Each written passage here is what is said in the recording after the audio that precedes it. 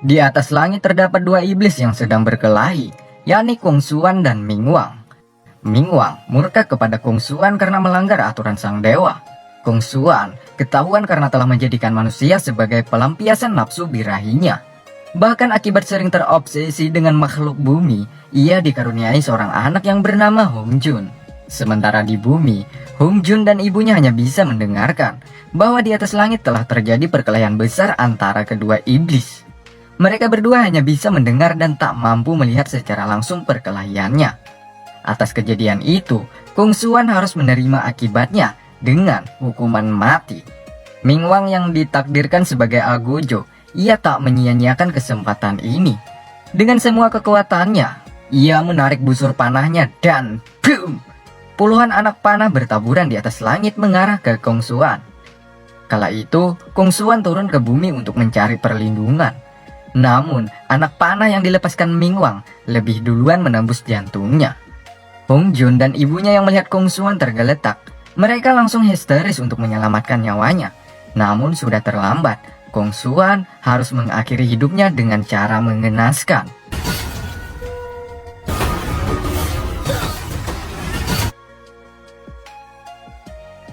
"12 tahun kemudian, tepatnya di bumi, ada pria misterius yang sedang mengambil kelopak kayu.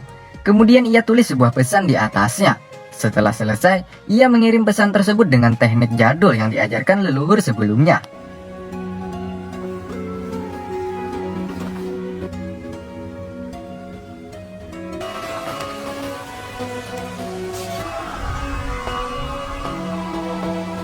Melalui sebuah danau, ikan membawanya ke tengah. Kemudian dilanjutkan oleh burung gagak putih. Pada akhirnya, pesan tersebut sampai ke istana Yaojin yang berada di atas langit. Lalu, para budak menyerahkan kepada tuannya yang bernama King Xiong.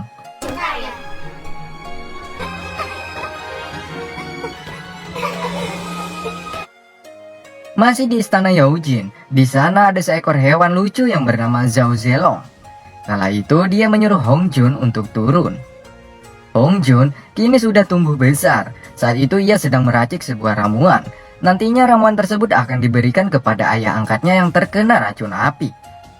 Kemudian Hong Jun mendatangi ke tempat ayahnya yang sedang beristirahat. Lalu ia menaburkan ramuan tersebut. Ayah angkatnya yang bernama Zhong Min setelah menghisap ramuan itu membuatnya terbangun.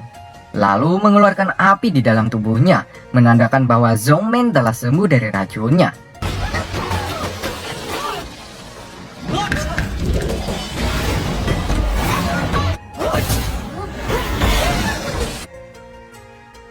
Singkatnya, King Xiong memberikan pesan tersebut kepada Zhong Min. Rupanya, pesan itu berasal dari Departemen Eksorsisme Tianbo yang menyuruh mereka mengirim bala bantuan untuk menyelamatkan kota Chang'an. Saat ini kota Chang'an berada dalam masalah besar. Para monster iblis telah merajalela di sana. Malam harinya, King Xiong menceritakan kepada Hong Jun tentang asal-usulnya, di mana di dalam tubuh Hong Jun terdapat darah iblis dan manusia. Karena memiliki darah manusia, Hong Jun disuruh mewakili istana Yaojin untuk dikirim kembali ke bumi. Hong Jun, 你很特别，你在妖界长大，你心里早已有了答案。是真的吗？ Singkatnya, Hong Jun menghadap kepada Zhong Min. Di sini Zhong Min memberikan 3 hal setelah sampai ke bumi nantinya. Pertama, di Huaiying memiliki organisasi besar yang bernama Eksorsisme Tianbo.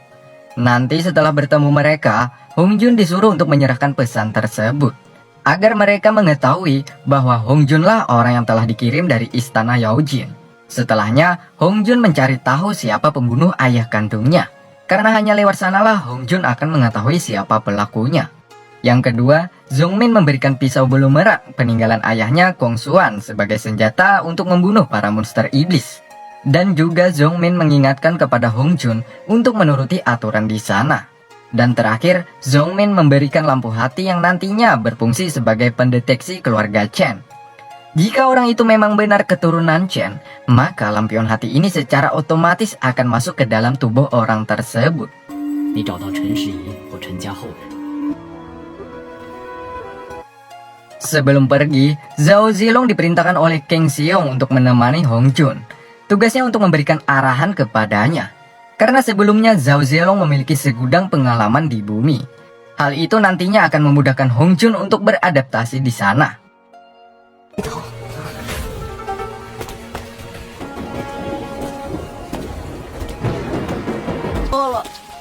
Akhirnya mereka berdua sampai ke bumi. Baru beberapa saat sampai, mereka sudah mendapatkan masalah, yakni bertemu dengan monster iblis yang berwujud naga. Hong Jun tak tinggal diam, ia mencoba melawannya. Hong Jun bukanlah pemuda biasa, menggunakan jurus petir dan tusukan pisau bulu merak. Ia berhasil menjatuhkan naga tersebut.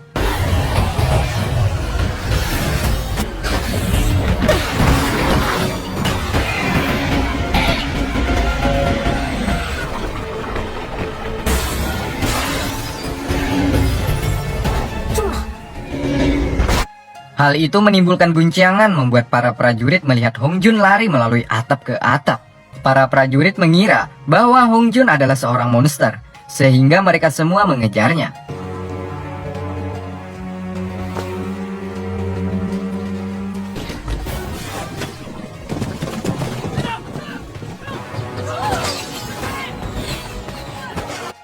Pada akhirnya, Hong Jun terpojok.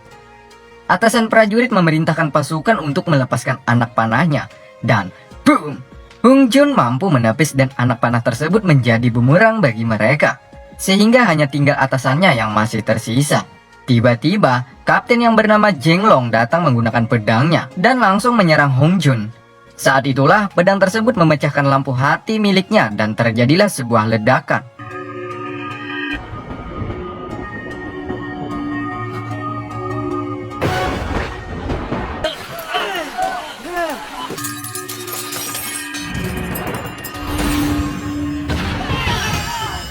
Atas kejadian itu, Jenglong pingsan. Sementara Hong Jun melihat semua prajurit mengejar untuk menangkapnya, ia membawa Jenglong untuk ia selamatkan. Kemudian Hong Jun membawa Jenglong ke rumah bordel. Di sini Hong Jun melihat lampu hatinya masuk ke dalam tubuhnya, dan pisau bulu meraknya juga hilang. Apakah Jenglong adalah keturunan Chen? Setelah membaca kartu identitas miliknya, bahwa Jenglong bukanlah keturunan Chen, tetapi dia keturunan Lei. Hal ini membuat dilema, apakah mereka harus membunuh atau tidak agar bisa mengambil lampu hati yang ada di dalam tubuhnya tersebut. Sementara di tempat lain ada monster iblis misterius. Monster iblis tersebut membunuh para prajurit yang kala itu sedang berjaga.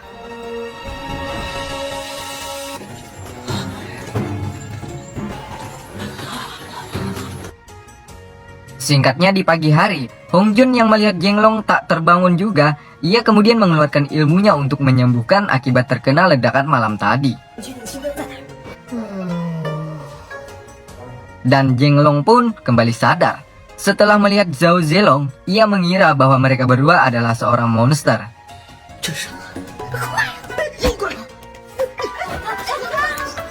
Dan tiba-tiba pemilik rumah masuk ke dalam. Untung saja mereka berhasil kabur, namun kartu identitas Jenglong tertinggal. Sehingga komandan yang bernama Hu mengetahui bahwa Jenglong telah menyusup ke rumah ini.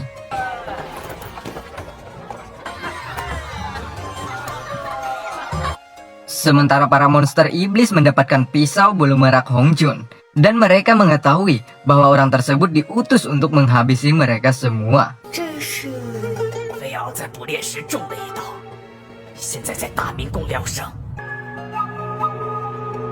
Sedangkan di istana, Jenglong dimarahi kakak sepupunya yang bernama Kakak Yeng.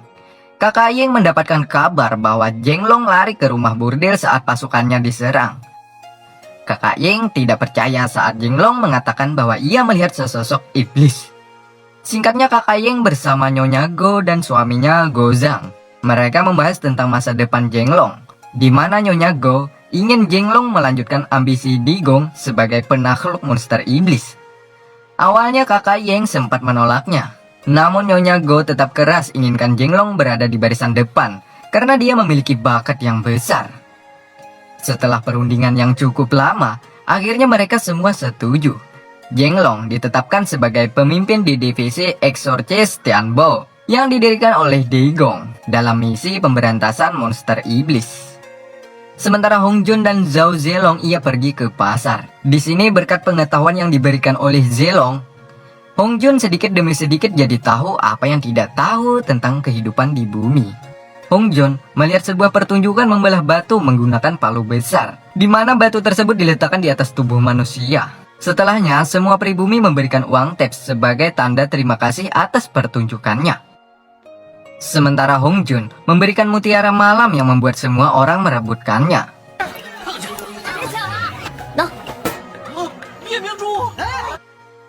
Setelahnya, ia pergi ke pertunjukan topeng monyet. Di sini ia melihat monyet itu disiksa karena tak ingin menuruti majikannya. Sehingga membuat Hong Jun mencoba membebaskan monyet tersebut. Dan berhasil. Monyet itu lari ke atas. Sementara Hong Jun dikejar oleh majikannya karena membuat peliharaannya lepas. Saat di pelariannya, Hong Jun tak sengaja menginjak atap yang rapuh. Sehingga ia terjatuh. Disinilah Hong Jun bertemu dengan orang-orang pilihan dari berbagai tempat. Dengan tujuan yang sama, yakni menyelamatkan kota Chang'an. Di sana ada Mu Yagin berasal dari pedang rumput Holon Bear. Ada Atai dan Kyo Yongxi dari Jiangnan. Awalnya mereka sempat mengira Hong Jun adalah seorang monster iblis. Namun setelah melihatkan sebuah pesan yang ada di kelopak kayu, akhirnya mereka saling berkenalan. Di sini mereka masih belum mengetahui siapa penulis pesan ini. Tiba-tiba Jenglong dan Kakak Yeng datang. Mereka ingin menangkap Zhao Zelong karena dikira dia adalah seorang iblis. Dan boom! Jenglong langsung menyerang Hong Jun. Dan mereka bertiga langsung memukul kepala Jenglong. Begitupun dengan Kakak Yeng, ia juga dijatuhkan oleh Atai. Sehingga mereka berdua pingsan. Setelah pingsan, mereka pun mengambil sepucuk kertas milik Jenglong. Mereka pun panik setelah membaca isi surat tersebut. Di mana isi suratnya mengatakan bahwa Jenglong orang yang sudah dipilih untuk menjadi pemimpin divisi Exorcist. Artinya Jenglong adalah kapten dari mereka semua. Mereka pun membawa Jenglong dan Paman Yeng ke dalam ruangan. Di sini mereka mencari rencana agar tidak dimarahi oleh kaptennya atas kejadian tadi. Sesaat berdiskusi, Jenglong terbangun dan boom! Atai kembali memukulnya, sehingga Jenglong kembali pingsan. Sesaat mau pergi untuk meninggalkan jejak, tiba-tiba Jenglong sudah tersadar. Akhirnya mereka berempat pun meminta maaf atas kejadian tadi kepada Jenglong. Jenglong kemudian meminta Hong Jun untuk berkata jujur kepadanya. Tujuannya itu untuk membuat Kakak Yeng percaya padanya dengan apa yang ia katakan sebelumnya. Hong Jun pun mengatakan sejujurnya kepada Jenglong. Pada malam itu, ia hanya ingin menyelamatkan nyawa Jenglong. Sebelumnya, ia juga tak tahu bahwa rumah itu adalah rumah bordil. Setelah mendengar itu, Kakak Yeng pun percaya bahwa yang dikatakan Jenglong adalah sebuah kebenaran. Dan film pun bersambung.